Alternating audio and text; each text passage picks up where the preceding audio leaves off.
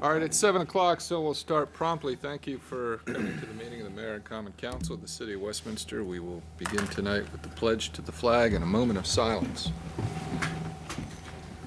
I pledge allegiance to the flag of the United States of America and to the republic for which it stands, one nation, under God, indivisible, with liberty and justice for all.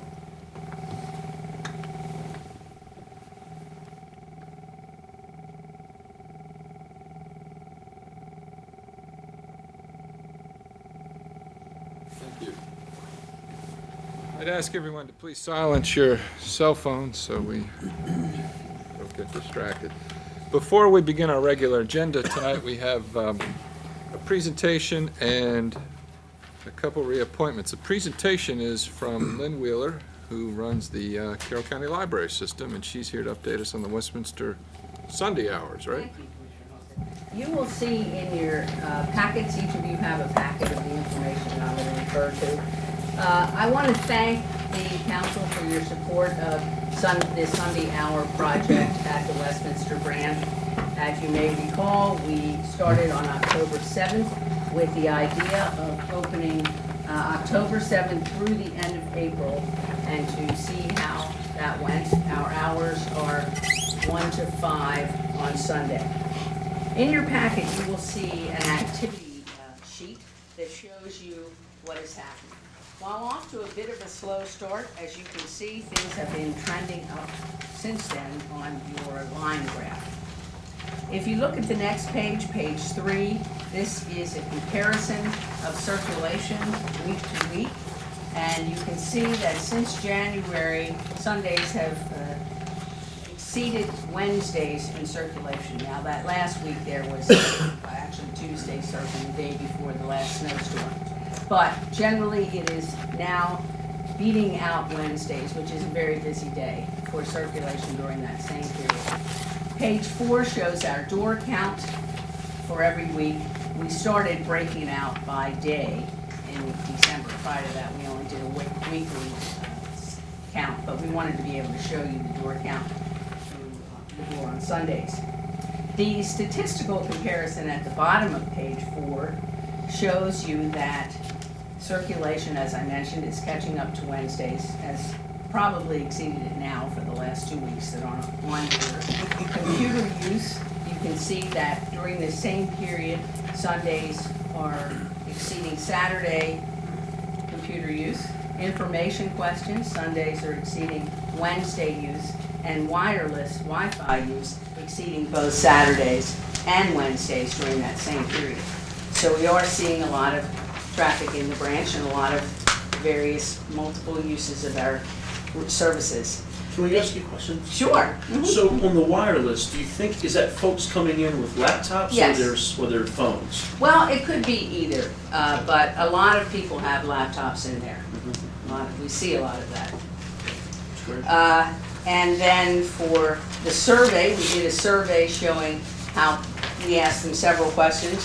One was, how did they find out about Sundays, and primarily the library message and the newspaper. So thank you, Brett and others. Overall customer satisfaction with Sunday, very, very high. This is on a scale of 1 to 5, with 5 being the highest. Library services used during the visit. You can see that books still reign, followed closely by computers, information, and then Sunday program participation. We don't offer Sunday programs now, but we did ask people if we did, would they come?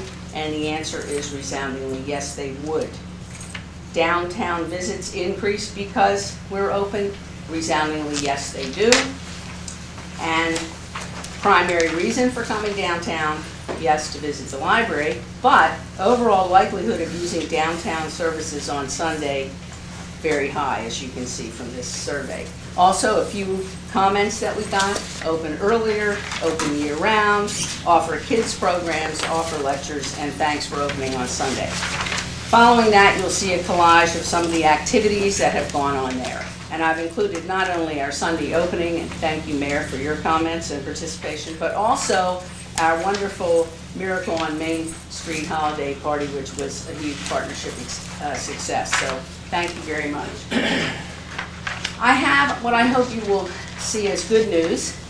Because our budget, as you recall, we budgeted for 30 Sundays, and you were our partners. You gave us $12,000 to support that, or 20% of the budgeted cost. We factored into that budget the need to hire new people, because we didn't think that all of our staff would be willing to work on Sundays. However, they really stepped up to the plate, and they took all the available Sundays. So not only did we have a ready-to-go, highly trained staff, but we didn't have to expend the money for additional training and additional hours during the week. So we asked our board if we could then use that money to extend our services out for the rest of the fiscal year, and they unanimously said yes. So we will now be keeping the library open through June 30th, 9 more Sundays.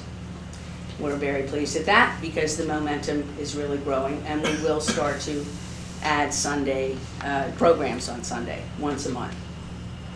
I'm here tonight to ask if you would be willing to continue the partnership into FY14. If we get our budget as recommended by the Budget Office, and we've had our hearing before the Commissioners, but we won't know, of course, until May what our budget is. But if our budget is approved as recommended by the Budget Office, we would be able to open all year round, or in effect, never close, to stay open in July, if the Common Council will be willing to support us at the level of up to 20,000.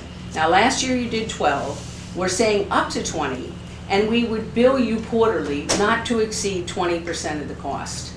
So if you would be willing to do that, that's what we're asking from you for extending it to full, would be 51 Sundays next year, and not to close at the end of this year, and not to exceed 20,000. We don't know that it would even get to that point, but we just can't say now. It depends on if we continue with the kind of staffing model we have, where our existing staff is filling in, and they did agree to fill in for all the new Sundays for the 9 additional. So thank you very much. And I also want to thank you for your partnership with the paving project, which of course those of you who drive around the library parking lot know is a great, great improvement. So I thank you all for that very much. Can I ask you a question? Sure. You said once not to exceed 20,000, another time you said not to exceed 20% of the cost.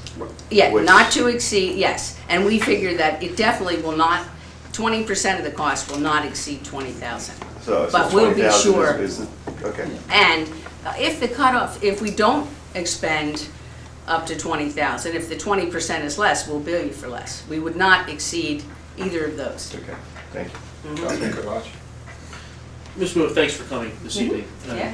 Great presentation. Well, thank you. I'm not surprised, just driving around and seeing things, and I've stopped in once or twice to kind of check one. It looks like it's definitely very popular. And it's the right type of folks that we want coming downtown on Sundays. I'm absolutely enthusiastic about continuing to support your programs. At 20,000 versus the 12, obviously, that's a discussion we'll have to have as we dig into the budget to figure out if it's something that we can afford. But for me, there's no question it's money well spent on our part. And I just wanted to say thank you for coming out and talking to work on to make it thrive and grow and continue to be the type of downtown people want to come to on a Sunday afternoon and check the book out. Thank you, Councilman Chiavacci. I really appreciate that, and I think this is a model partnership to show what can happen in the Main Street community that really makes a difference. And I wish I could share with you all the many, many comments I've heard from people just casually in conversation, but I hope that you have as well. I have also. I've had quite a few people say something to me about it, very positive. Good. Mr. President? Yes, sir. So I echo Mr. Chiavacci's sentiments about the beneficial effect this has on Main Street and our support. However, is this amount to continue this through fiscal 14, is this included in your current request to the commissioners? We have told the commissioners that we are asking for this. So From them. everything rides, it all has to work together. The pieces of the puzzle have to fit together. They understand. And again, the reason that we can pay our 80% is because we reorganized. We did not get additional money for Sundays from the county. For this fiscal year. Yes, for Right. this fiscal year, Current and we activity. did not ask for additional for next fiscal year. We did What we not. said is, we can afford to do our 80% if the city's willing to keep this going as a year-round project. That's how it was pitched to the commissioners? Yes, it was. Mhm. Oh. So here's my problem. Uh-huh. That's not a problem, it's a concern. Okay, This is, so absolutely, this is a good thing, we want it to continue, but my understanding initially was that this was sort of a pilot project, and we were providing some seed money, and that the commissioners were gonna pick it up and carry it if it was demonstrated to be a useful thing, and clearly it is. You've got the people coming. So, and it's not that I mean, obviously the city benefits from supporting the library, and I like to support the library. However, the city, I'm not sure we want to set the precedent for the city stepping in and subsidizing what is traditionally and universally considered a county function. So well, like, for example, are there any other municipalities that contribute cash to library operations? this was the first time, Unprecedented. yes, unprecedented. Right. And I can assure you, let me just give you another example. For 32 years, the roof of the Westminster Library leaked. Right. There were no plans to change it, no plans to do anything. We then got a capital grant from the state, and we said, hey, we can get this money. Are you willing to match 50-50? Yes, and the new roof was put on, and you can see the many, many other improvements. Who matched it? Well, the county matched it, County. but it's the same idea. Sure. What sold the commissioners on opening, on the whole Westminster Sunday hours was that this was a fantastic partnership. And so last year, when we were in a very precarious position, not that I want to say that we aren't, but last year, we said, if you don't cut our budget at all, and with the partnership with the city, we would be able to open Westminster on Sundays. Now we're saying, if you don't cut our budget at all, and the city is willing to participate, we would continue. And I know that this is a very unusual partnership, but I think it's a valuable partnership. Absolutely. And Absolutely. it brings, we are very proud of that anchor role we play. We want to participate in having the service, but to be perfectly frank, if we went in there without this deal, I don't feel that the money would be forthcoming Right. from the commission. Which, I mean, and again, I'm just sort of playing devil's advocate here, Yeah. because I think it's a great idea. But basically, we're being put in a position of holding the library's success hostage to, the Westminster being stuck with part of the county's bill. Well, Mr. President, I don't know if this is an appropriate time for us to have a conversation or. Well, I think the Do you issue mind if we is, argue and come the issue is whether, I mean, obviously we have to take it up in the context of the budget, Right, but the difference is no other branch gets Sunday hours, is that correct? that's right. No other branch That- has Sunday that- hours. That was gonna be my question, Yes. is we're the only ones. And what does Sure. our current contribution percentage-wise represent of the total cost it's costing you all to stay open on Sunday? Well, the original budget, are you talking about for this year? The original budget for this year was 64,000, that was the total with your share. For the Sundays only. Right, but that again was based on the fact that we really had to model the budget on the fact that we would bring in new people and have to train them and work them into the schedule. We were able to save money because we haven't had to do that. But we're working, we're figuring that we don't know yet what Sundays are gonna cost, but we know that it would not exceed 80,000, if you will.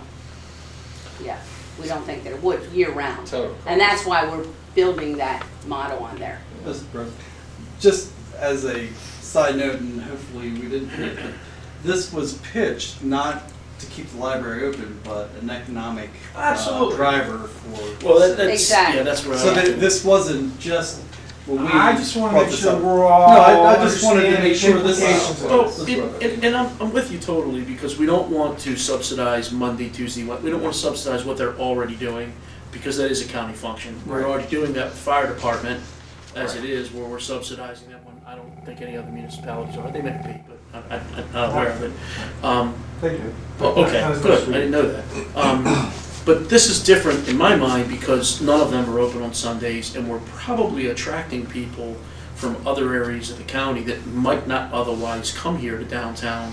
And for me, to me, that's worth, But it's the juice is probably worth the squeeze. The expense is more than just the check we're writing. We're setting a precedent, and we're opening the door to who knows what, you know? Could we get an agreement that this library would be the only library that stays open on Sundays? No, you know, if other municipalities want to do this. Oh, right, absolutely, if they let wanna them pony up come and out, up. But I don't think they're gonna be terribly happy with us for setting this precedent. Well, ideally, the commissioners should be funding every library to have Sunday hours. That's right. I mean, it's a great facility. Obviously, a it's, great- people like it, obviously it gets used.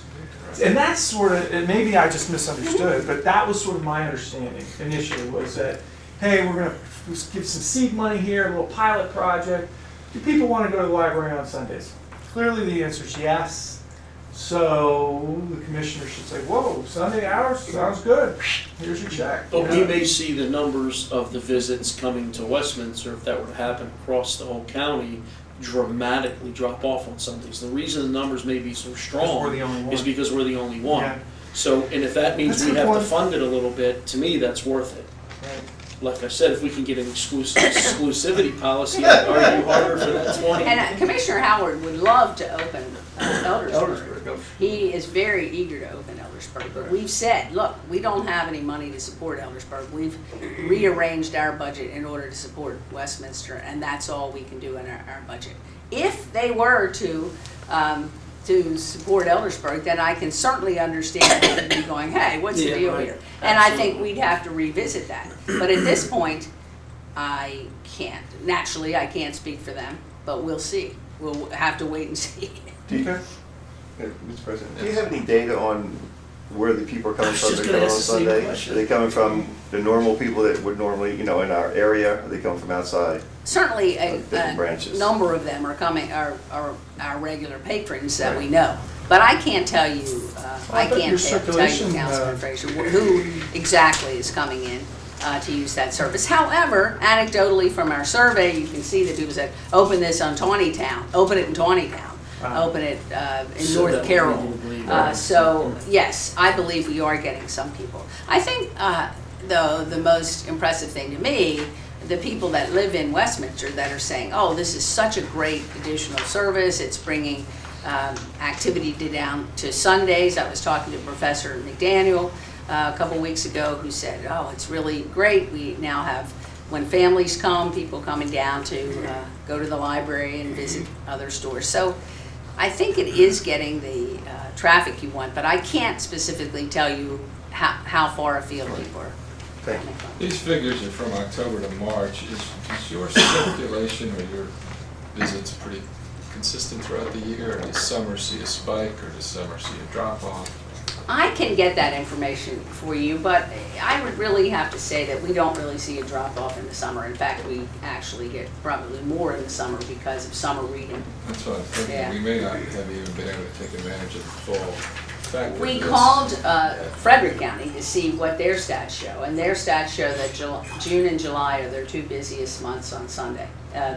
That's the main library in downtown Frederick. Their two busiest months are June and July, which would be the heaviest summer reading months. And that's gonna give It's us- a lot easier to walk in a library in July and say, let's go grab a burger than it is. And walk around downtown and spend a little money at the Cup, restaurant or Birdie's Cafe or something like Yeah. that too. Well, notwithstanding Councilman Wack's austerity, we'll take it up in the budget We'll take it, discussion. yeah, we'll take it up in, Well, and I appreciate that it is a significant expense, and it's a new thing that could, and I don't want to in any way have you think that we're taking advantage of the situation. I truly, truly believe that this would not be happening Yeah. if we didn't have this partnership. I'm sure you're not, but I'm sensitive to the commissioner's ability to say at some point, well, they pay Well, for the Westminster library, let them pay for these other services that we typically provide. Yeah, that's right. Well, thank you. Any other questions of Ms. Wheeler? Well, Yes, I just wanted to mention for the council's information that Commissioner Howard has put $100,000 in the 2014 county budget to open a library in South Carroll on Sunday. Well, if I may add to Sure. that, he has been saying one of his goals as he has going around, his 80 minutes in the county, was to put 100,000 toward opening Eldersburg. However, that is not in the budget office's recommendation for the library. And we have costed it out for them and said, if we were to open Eldersburg from October to April, it would cost $55,000.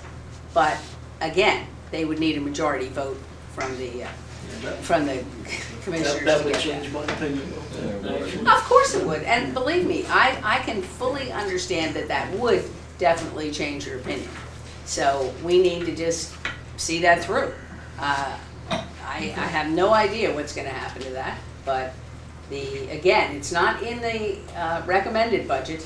It would be an add-on, and we've priced it out for them. That period from October to April would be $55,000. So if it goes through, which we would know at the end of May, we would be sure to pass that information on.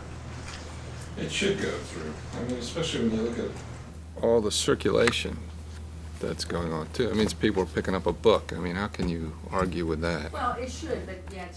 Right now and for the next month, they're gonna be hit hard with everything that everybody wants and needs. Right. And so we'll see. School system uses a lot of books too. Okay, thank you. Thank you. Thank you. We have a couple reappointments to the Historic District Commission. Mr. Mayor? Well, I'm going to ask the council to reappoint Christine McMasters and Kevin Wegman, whose appointment did expire, but they've been very long-serving, and we want them to be retroly approved. And also reappoint Arlette Mitchell for another 2-year term. Very well. Any questions of the mayor? Is there a motion to approve the appointments? So moved. Second. Any other comments, questions, discussion? All in favor, say aye. Aye. Thank you, Mr. Mayor. Let's move on to the regular agenda. The first item is approval of the minutes of the meeting of February 25th. I trust everyone's had a chance to review them. Is there a motion to approve the minutes? So moved. Is there a second? Second. Any additions, deletions, or corrections? All in favor, say aye. Aye. We have 2 items on the consent calendar, the operating reports from February and the approval of a traffic safety grants. Is there a motion to approve the consent calendar? So moved. Second? Second. All in favor, say aye. Aye. Let's move on to reports from the mayor. Mr. Mayor? I really don't have anything new since we've had a couple of weeks in between, other than we have continued to meet with the local business folks, and they really have been very positive towards the Main Street downtown. We've gotten a lot of great comments from them. One thing I'll pat the chief on the back, they have not really complained about any issues involving Main Street and activity involving law enforcement, so I'm very happy about that. Myself and Ms. Wolf attended a meeting with HSP and the Main Street roundtable at that location. Again, just trying to keep all the parties that involved in the vagrant street issues up to date, knowing what each other are doing, how we can assist each other. I think we've done okay there. I think that the staff at HSP has done an outstanding job, and Cindy Parr is by far a leader in that field. She knows how to connect everybody, so we're happy to be partnering with them, and I think it's done a superb job for us anyhow. I think is it. Yeah, I don't really think there's anything else going on. Thank you, Mr. Mayor. Let's move on to reports from standing committees. Councilman Frazier, I have nothing this time. Councilman Wack. Nothing substantial. Budget stuff's underway. We'll have a schedule soon for you for budget meetings. That's about it. Councilman Chiavacci. I have a few things. Number one, Ms. Gruber has certainly hit the ground running. I'm a participant over at the gym. Things are going well over there. I hear a lot of positive things from the staff in terms of how things are going so far. We have not been meeting as a advisory committee the past year or so, and I believe we're going to get that back up, lined up probably in the next month or two, and get that back underway, which is a good thing. The other thing I wanted to bring up, Ms. Wolf, the problem house down on Main Street that we've been dealing with, where are we at with that? I'm gonna let Mr. Baird talk about that. Okay. Because we're all over that, but Right. he has a good summary. He's spoken to the neighbors today to bring them up to date on where we are. Do you want to do that now? Yeah, I drove down there the other day and kind of got out and walked around, and Yes. oh my God. Well, when the complaint came, that property was in the middle of a cleanup period. So it was bad, there's no question. That's why they received the notice. By the end of the period it was cleaned up, we had taken away 11 dumpster loads of material that previously been inside.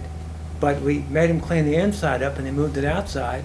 And then, of course, we got the complaint and we had been dealing with it anyhow.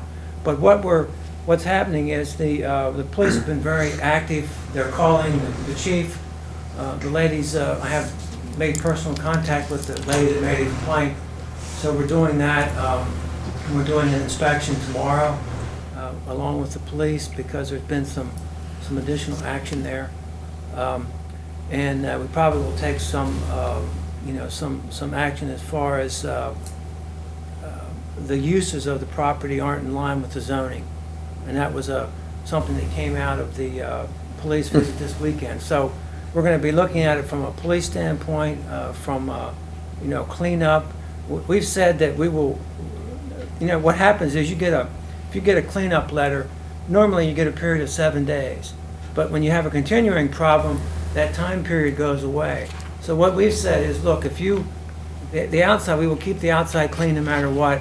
We'll do it and bill the property owner for it. So we're going to stay on as much as possible from a couple of different angles. And when I spoke to the lady that made the complaint, she seems satisfied with what we're doing and has had good rapport with the city, and we're going to keep moving in that direction. So, Excellent. Mr. President. Mr. Mayor? Just one other follow-up question, I guess, is, and it's been brought up to me as well, is the cost involved in all of this is being put back onto the tax for the owner of the property? when we have a code issue that costs the city money, then if it's an outside contractor, we take the bill. If it's city, our folks calculate the rate, and then we place a lien against the property. And what happens is then we're able to collect that. We can collect it from a tax sale, or if there's any kind of transaction that occurs, refinancing or something, that has to be satisfied at the bill plus 14% interest, which is the interest rate for taxes in Carroll County. So from the time that lien's recorded until the day that it clears, it's the bill cost plus 14%, and that's how we approach this. We have a good system that's streamlined, doesn't cost us much. We have no recording costs, so we approach it that way to make sure that the tax can. Per dime, that's all. Is there, Mr. President, is there a threshold where they're not trying to sell it, they're not refinancing it, it's been going on for 10 years, they've racked up a $25,000 bill for cleaning it up over the past 10 years? Take it to tax sale, which is every year. Most of them aren't that high. Okay. But if it got that high, that could be done, yes. Eventually, we could say, okay, enough is enough, you gotta either pay us or, okay. Wonderful. Mr. President, if I may. Ms. Baird, you said we're going to keep the outside of the property clean regardless. What does that entail for the city to do? We're going to have someone come by and periodically inspect the outside of property, or are we going to wait till we hear Well, complaints from neighbors? Because it's so close, somebody's driving past it every day, literally, either myself or the code inspector. When I come to work, I tend to go by there now. So it's not really going out of their way, but put eyes on it and, make sure that we stay on top of it. Do you have other things, Councilman? No, that's it. Thank you. All right, let's move on to bids. We have one bid this evening, which involves the need to replace a pickup truck and a full-size van. You'll see the memorandum from Mr. Glass dated March 22nd in your packets. Mr. Glass? Musical chairs going on. The current general Yeah, I fund know. budget contains the funds necessary for the replacement of this pickup truck and full-size van, as identified in the current CIP. Of course, these vehicles will replace existing units in inspection and the recreation departments. The supplier is Sport Automotive, and they have bid and won a state contract, so this is not a, we didn't hold formal bids for this because it already had taken place, and because we're a local government, we can take advantage of that procurement and economics as well. The quoted amounts were $23,441 for the truck and $20,752 for the van, which are multiple $1,000s each less than what's historically we've been able to procure ourselves. So as a result, I would forward a favorable recommendation for the mayor and council to approve Sport Automotive's proposal, total amount $44,193 for the replacement of these vehicles. Any questions of Mr. Glass? Yes, Mr. Yes, President. sir. The vehicles that we're replacing with these, how old are those vehicles? How many miles do they have on, if you have that? I can tell you that the inspector's truck has got about 160,000 on it, and I believe it's at 2,000. And I think the recreation van is in 1998, and it's about 120,000 on that.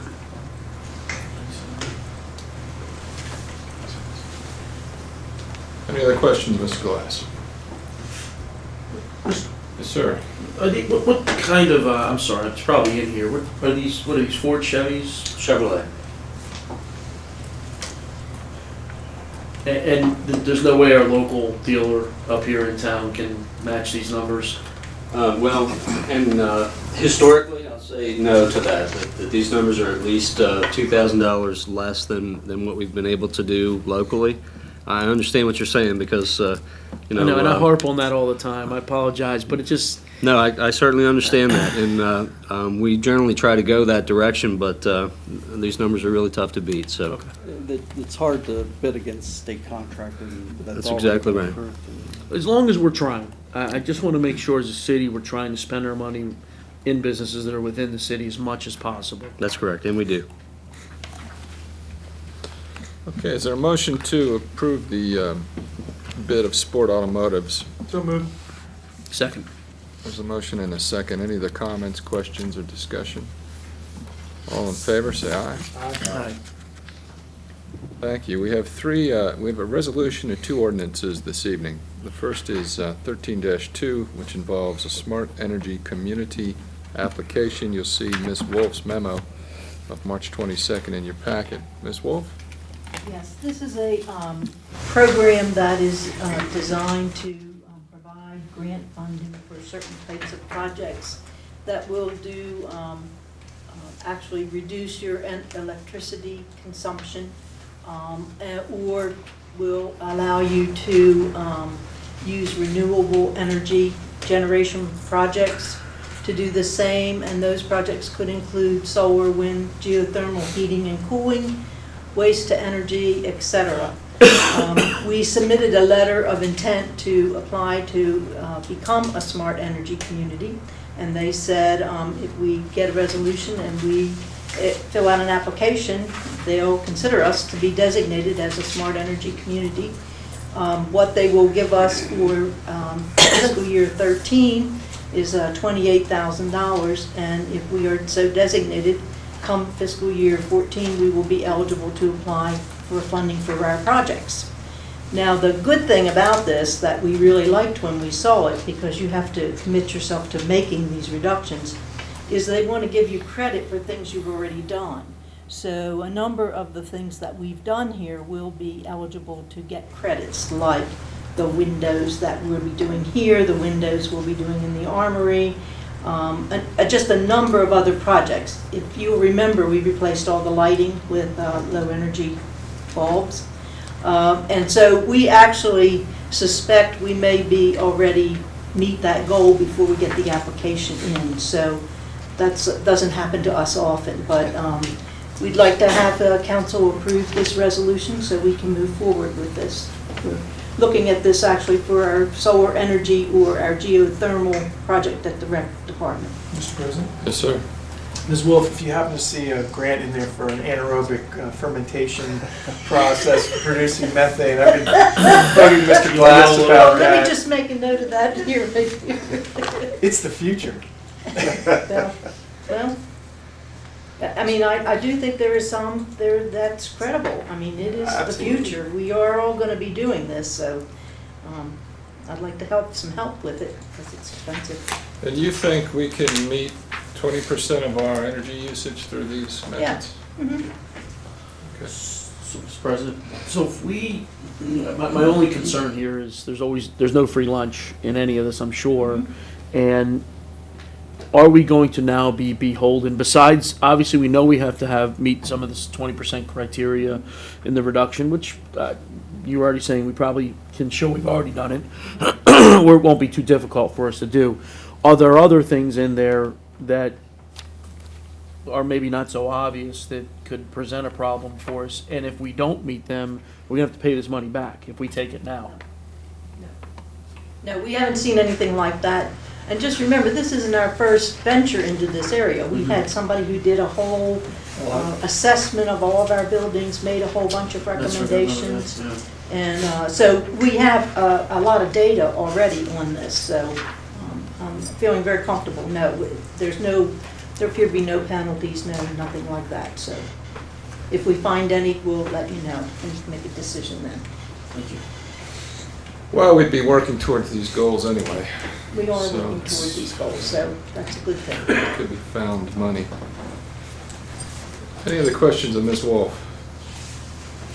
Is there a motion to approve Resolution 13-2? So moved. There's a motion and a second by Councilman Frazier. Any other comments, questions, or discussion? All those in favor of approval say aye. Aye. Thank you. Let's move on to Ordinance 841, WMC Development Rezoning. Mr. Hoare? Thank you, Mr. President. Requesting your consideration tonight of Ordinance 841. It's actually introduced by the Mayor and Council on Monday, the 25th of February. This ordinance would effectively rezone properties owned by Western Maryland College Development Corporation.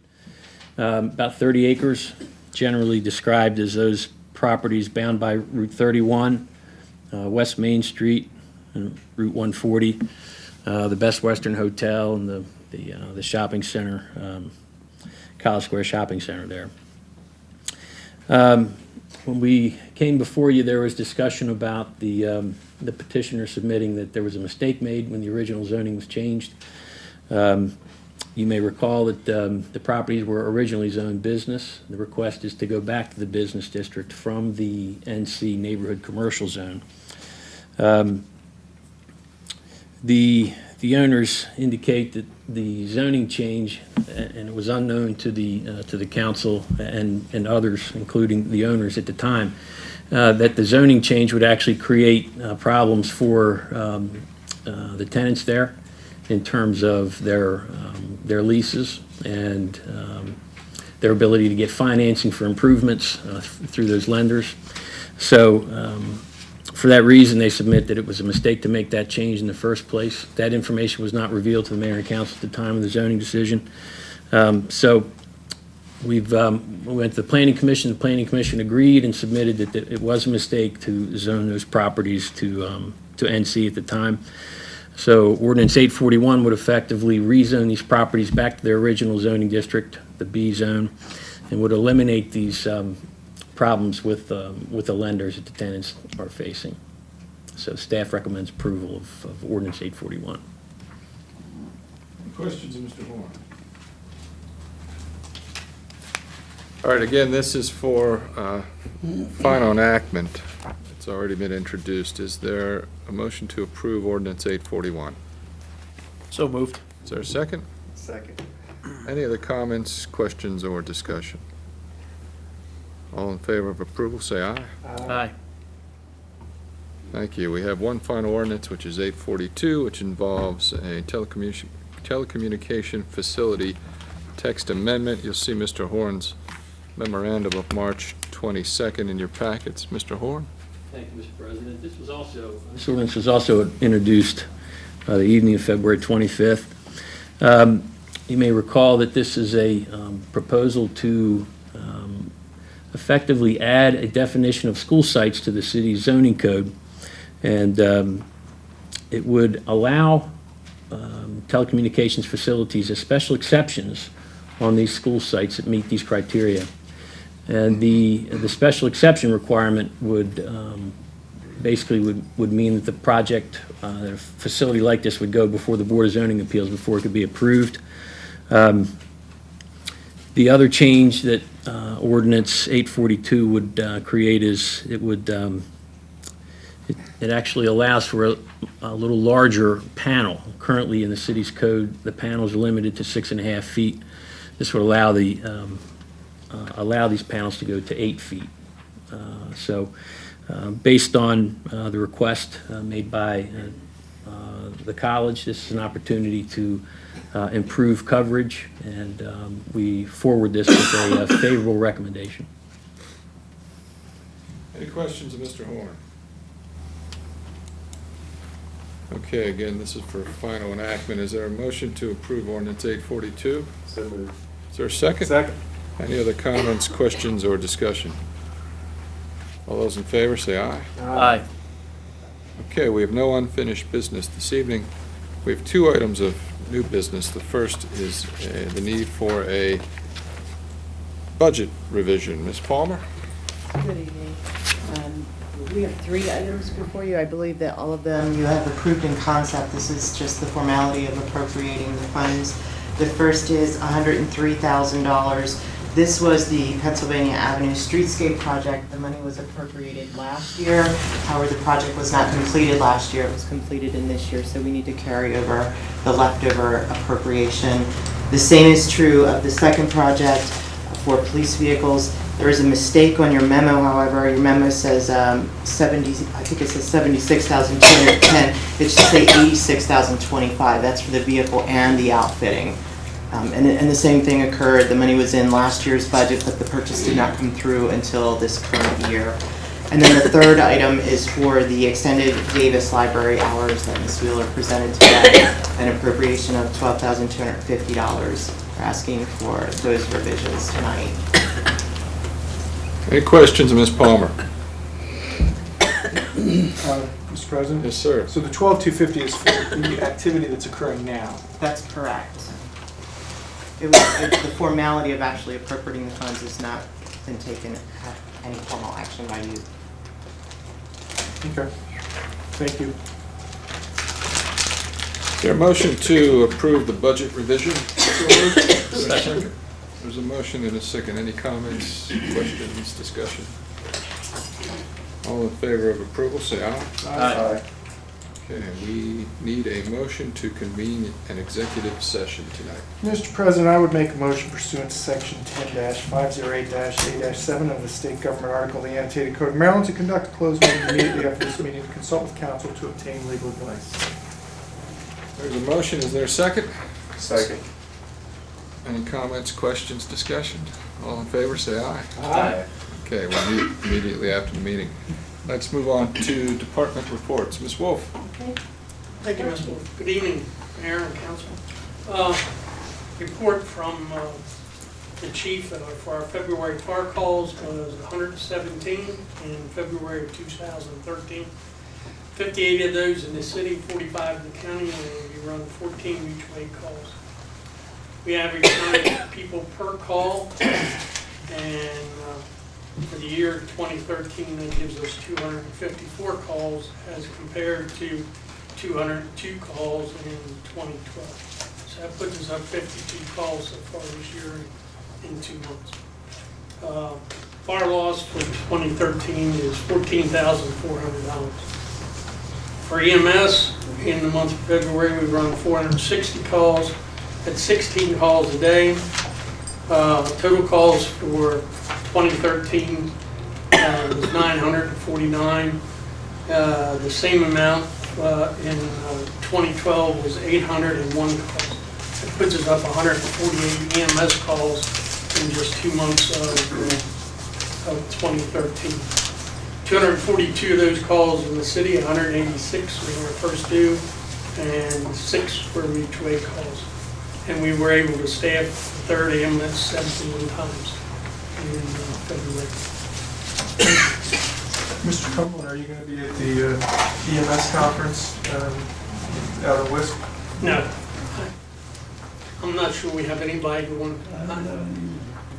That's something I have never attended the EMS conference. We have had some of our EMS people attend and take some of the classes and stuff. Also, unfortunately, I won't be attending the national conference, which is in DC this year.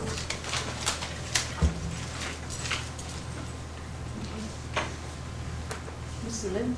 I have nothing. Got to look and see where everybody is tonight. Just a brief update on the rental licensing.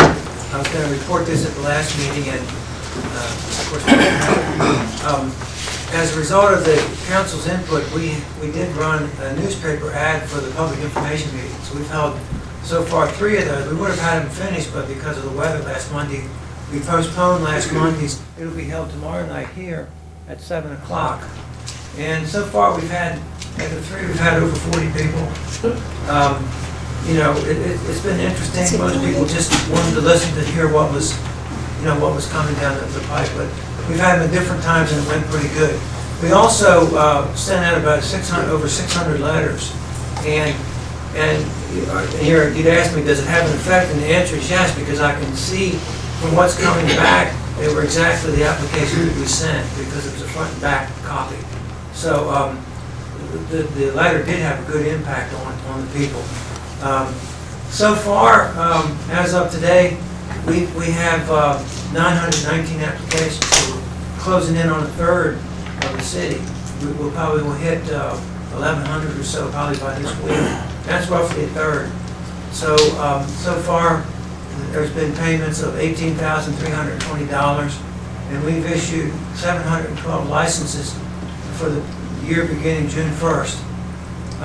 The 4 biggest landlords have all submitted their stuff so far. That's right there between 700 and 800 of them. So, but we're getting the 1s and 2s also. So it's coming along. It's going pretty well so far.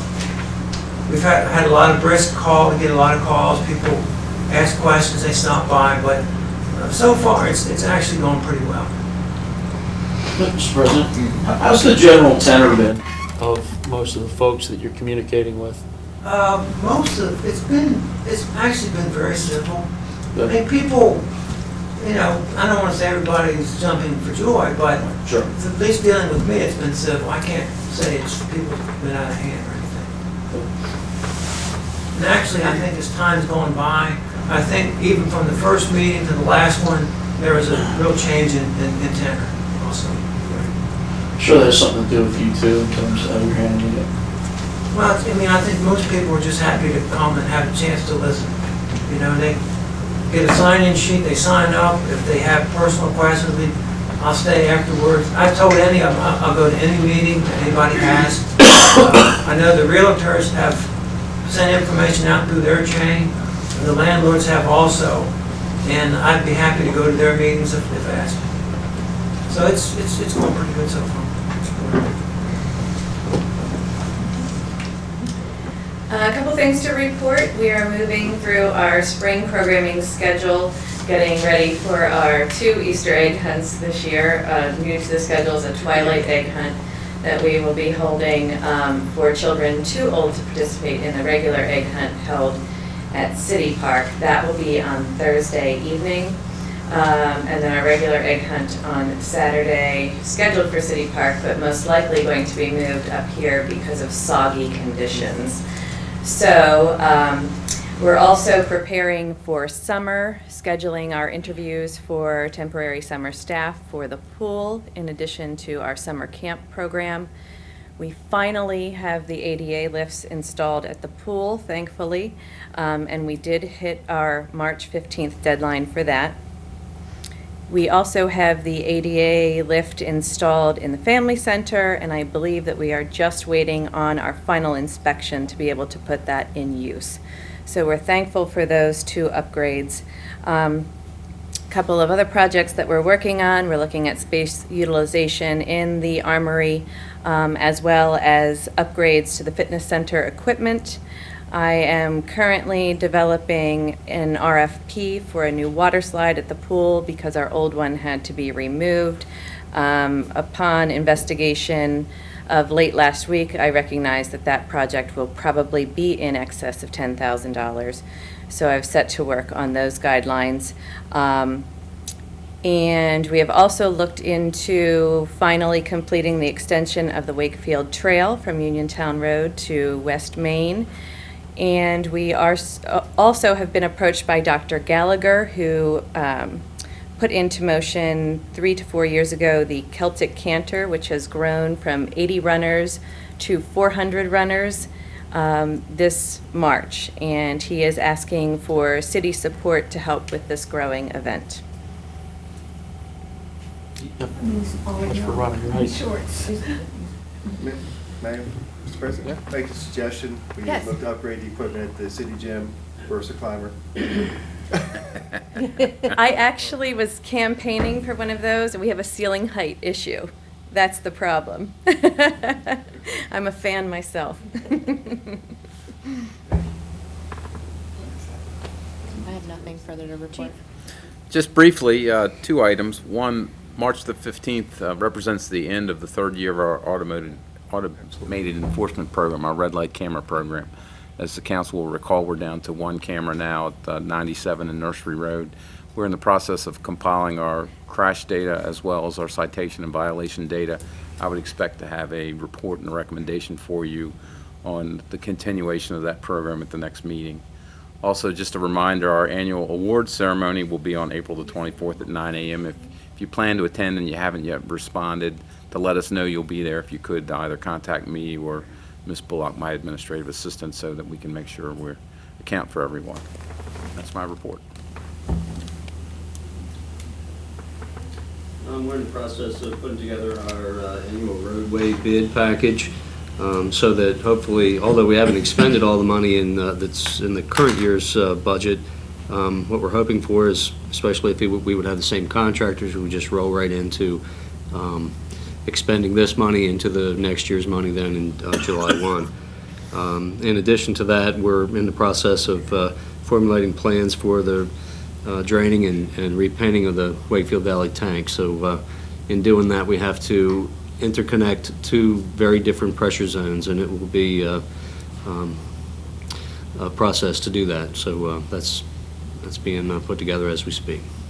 That's it. Mr. President? Yes, sir. Mr. Glass, I haven't been following it too closely, but my sense is that oil prices haven't changed too much since last year, so asphalt should be about the same. That would be my guess, yes. So that may facilitate being able to keep the bids the same. Well, basically at that point, what it would do is keep the same amount of road to, equal amount of road to be Right, done. Yes, right. that would be the case. We would hope for it anyway. If I can, Mr. President? How close are we to being caught up with paving the roads to where they're all in decent shape? Decent shape, I'm assuming you're referring to a pavement index rating of 70% or higher. 72. 72? Well, that changes things. At 70%, I'd say we're probably at least another 8 years out. That's 70% is comparable to a 3 in our little grading scale. Yes, somewhere around there, yes. So 3's all around the city, 3 or better all around the city is, would you say 8 years? About 8 years out, yes. How far out were we 2 or 3 years ago? I'm sorry, Mr. President. Well, you could just do the math. I would say, probably 14 years or so out, probably, at that We point. made up some significant ground in the last year and a half. That's correct. That's good.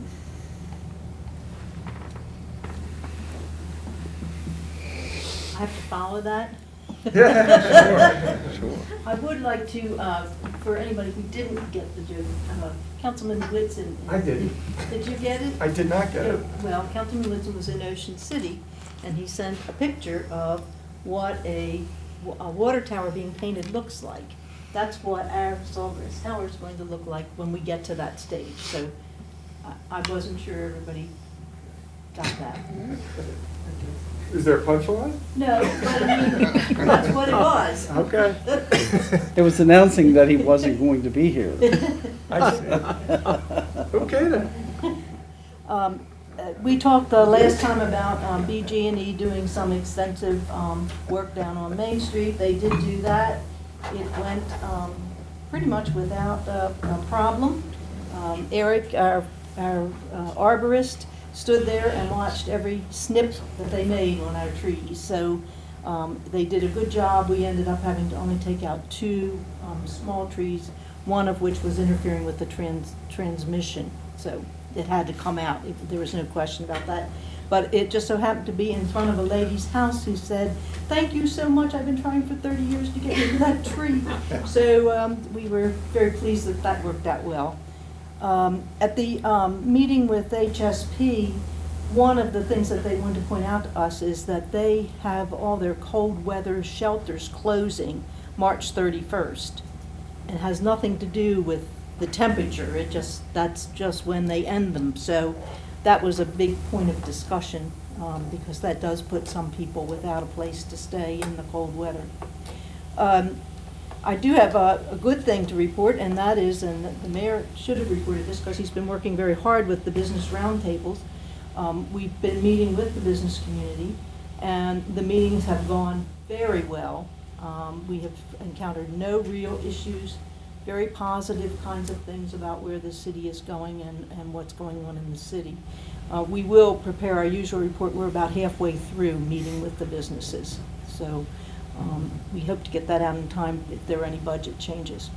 The other piece of news has to relate to, actually, the businesses too, but we have set up a group of main streets, all of the municipal main streets, and come up with a joint marketing plan with tourism.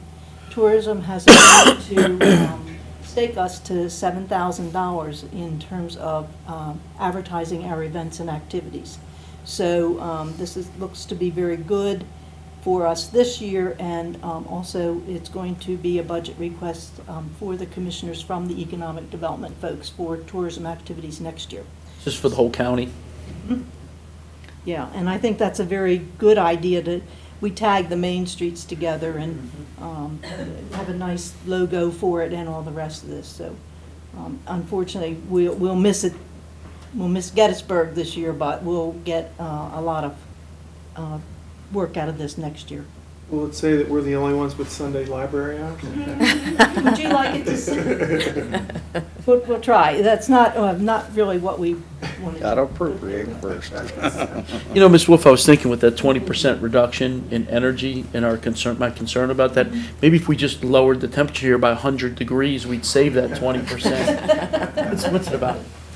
Boiling in here right now? Find it quite comfortable. Oh, I need that. Maybe that's just being fat and hairy. And that concludes my report. Thank you. Thank you, Ms. Wolf. Let's open up the floor to citizens' comments. Is there anyone here this evening who wishes to be heard on an agenda item or anything else that's on their mind? Ms. Ornstein. I was late. Is there someone before me? You're the first one to raise your hand, so. Oh, thank you. I would like to appear as Citizen Ornstein to begin with. What is happening with my skirt? Anyway, Rebecca Ornstein, 64 Pennsylvania Avenue.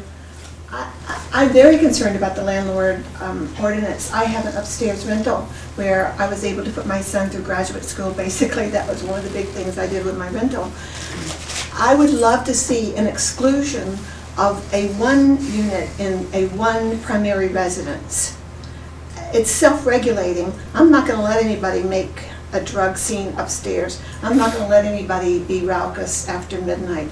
My rules for my rental are very strict, but I feel concerned about, I just don't like the landlord law. I don't like the direction that it went in. I think that if I have a disgruntled, I have had no disgruntled renters. I still go to weddings and baptisms of young women who went to McDaniel. Primarily I have McDaniel students. But one disgruntled renter and a landlord or landlady can be trashed. That worries me. I wish you would consider an exception of one rental in one primary residence as an exception to the law, because we're self-regulating, because it's our house, you know, and we have communication with our own house. The second thing is, I spoke to Mr. Chiavacci. This is also win-win. I'm very, how do the ladies do this? I'm not sure. I'm very concerned about a project I suggested called Citizens, Council Celebrating Citizens. It would be an award for someone who's outstanding in social justice issues. My suggestion, my suggestion was Mr. and Mrs. Bill Finch. She's the first one to integrate the schools of Carroll County. She's integrated her own personal day care situation, and he has done the premier business in our county, in my opinion. It would be a good time to honor them. Mr. Chiavacci could run with this possibly. I don't know, but Council Celebrating Citizens, it's win-win, Mr. Frazier. It is win-win if somebody would pick up on this every year. Just give them a free downtown parking space Monday through Friday. What's funny, Mr. Frazier? Nothing, I'm enjoying. Okay, enjoying the thought. Okay. Now, if I may, that my concern about the landlord law, that you would make an exception for women like me, and primarily it's widows, divorced women, single women who use their own primary residence to embellish their income. If you would consider that as an exception to the law. And also about citizens being celebrated by the council. It's win-win, you guys, you can't go wrong. Okay, now I would like to take a moment and appear as Mary Shellman, and I'll be as brief as possible. Mary Shellman is the heroine of our city. She lived in the Shellman house. The day that Jeff Stewart gets into the skirmish at Sheets, wasn't Sheets then, it's when Jeff Stewart comes down the street past her house, because her parents are opposed to slavery. She takes a Federalist flag and waves it in his face. She is 15 years old. General Stewart dismounts and gives Miss Shellman an embrace. At that time, she used to be at 16. She would be a marriageable age woman. It doesn't sound as strange as it may sound in 2013. That skirmish prevents Jeff Stewart from getting to Gettysburg. If you watch the movie Gettysburg, this entire film, you have Martin Sheen as Jeff Stewart going, General Chamberlain, do you know where Jeff Stewart is? I don't know where, because he's the ears and the eyes for the cavalry. And then Lee slams right into Meade with hundreds of thousands, not hundreds, 80,000 Federalist soldiers. So what happens then after Gettysburg, after the defeat at Gettysburg, the South never gets on their feet again. What happened at Old Washington Road and Main Street changes the history and the course of the war. The South never gets on their feet again. Okay, that's called Corbett's charge. The 31 cavalrymen under Captain Corbett from Delaware decide to bump into 15,000 Southern soldiers. Anyway, there is nothing to mark that event in our city on the 150th anniversary, and that is just simply wrong. There's an encampment, at Union Mills, but Union Mills, I'm finishing, Mr. Frazier. Union Mills is not Westminster. No, Okay, is as there I a plaque said. at the historic courthouse? Pardon? Is there a plaque at the historic courthouse honoring this? Yes, but there's no event to mark this. The man who produced Gettysburg is coming to town, Mr. Frederick. Oh, for the sesquicentennial. Yes, sir. Okay. The 150th anniversary. Okay, the man who, the Shriver family member who wrote the book, A Few Miles from Gettysburg, will be in town. Why can't we, a very brief parade, a very small carriage, a very large horse, to honor a couple of important people? Let Jeb Stewart plop down the street, give a kiss to the young Miss Mary Shellman. It will be preceded by a Kentucky, not the word Kentucky, a Southern fried chicken lunch at the Shellman House to benefit the Historical Society. But you know what? I can't get any money to do this. I need $5 grand. I can't get any money from anybody to do this. And it's important to market. Why do we need to market? 53,000 people die or wounded or subsequently die of disease or wounds from Gettysburg. It's the bloodiest and most important battle to ever happen on our soil. We are 30 minutes from that battlefield. We must, gentlemen, we must mark that event with some kind of celebration. And Dr. Wack, it's incumbent upon you. You've been carrying this for 10 years. We can't just go to Union Mills, Dr. Wack. We can't just do that. So I have everything in place. I went to speak to the commissioners last Thursday and was smilingly told by a very deceptive President, Doug Howard, to see Miss Roberta Wyndham on Friday, that she would tap into some funds for the Celebrate American Foundation.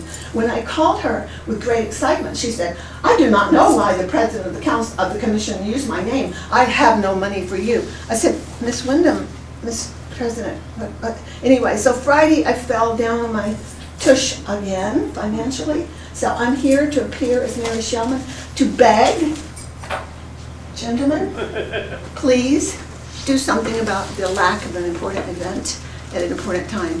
It's win-win. You'll be dressed like Maryland gentlemen, be out on the street. It's good for everybody, and it marks the death of so many people. And so I'm a pacifist, and people say, why do you want to take part in something about war? Because it said, let's honor war in the past and study war no more.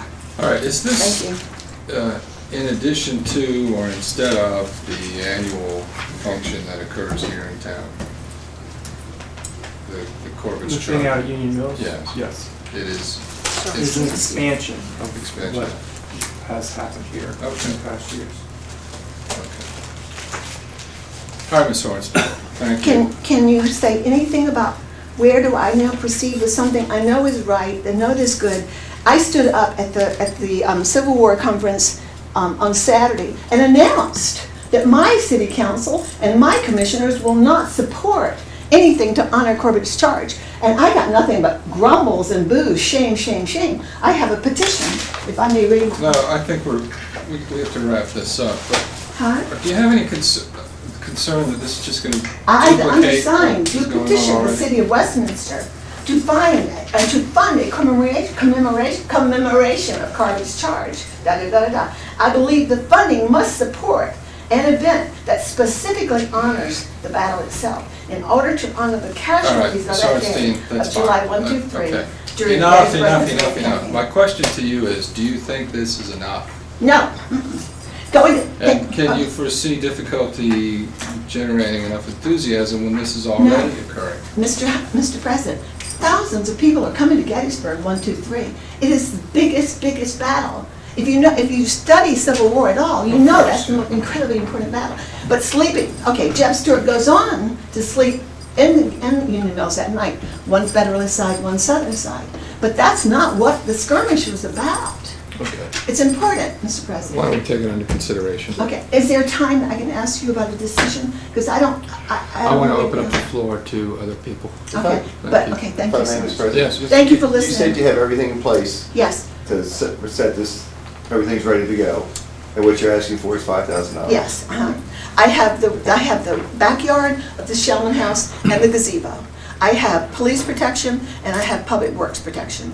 Okay, I've spoken to the Shriver family, to Mrs. Helen, I don't know her last name, Shriver, whatever. And I spoke with her all day Saturday, off and on. I said, this is not a competition. She said, I understand. Then she gave me her blessing. The Shriver blessing is on my head. Lucky me. Thank you, Ms. Horns. Thank you, Mr. President. Anyone else wish to be heard this evening? All right, let's take a 5-minute break and we'll resume the executive session. We're adjourned. Bring your keys together. Bring your keys together.